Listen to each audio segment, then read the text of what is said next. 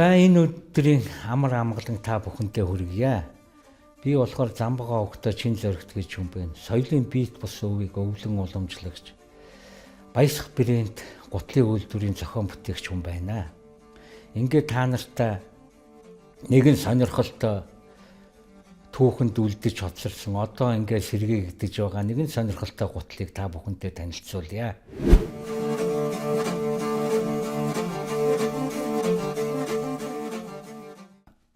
Ховлын хааны намрын аав гэдэг зурган дээр энэ гутал бол дүрслэгдсэн байдаг юм а. Энэ болохоор одоо манай монголчуудын язгуурчнуудын гутлын хэрэглээнд байжээ. Энэ гутал болохоор ерөнхийдөө одоогийн бидний гутал шиг мөртлөө гадуураа нэг юм сонин гутлын одоо хавтас гэж ярьдаг юм да, зарим газруудад хавтас гэж ярьдаг. Ийм гуталтай дүрслэгдсэн байгаа.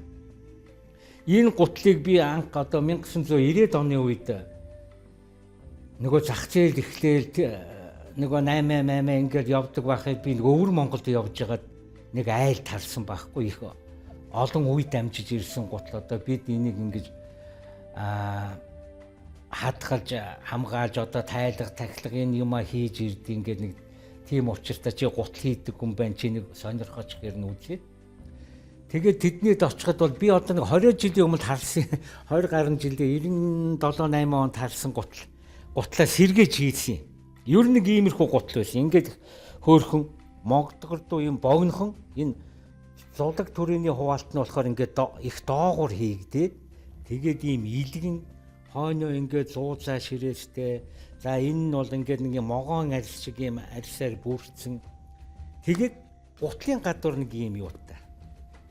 Ийм гутал байсан. Тэр тэгээд их муутсан гутал байсан. Аргагүй их он жил утсан байж магадгүй ингээд хойноосоо хөгжлөрч барьсан. Тэгтээ айгүй шүтээ маягаар хадгалсан. Тэр гутал нэг иймэрхүү гутал байжээ. За энэ гутлын онцлог болохоор ингээд гадуураа ийм хамгаалттай юм шиг ингээд.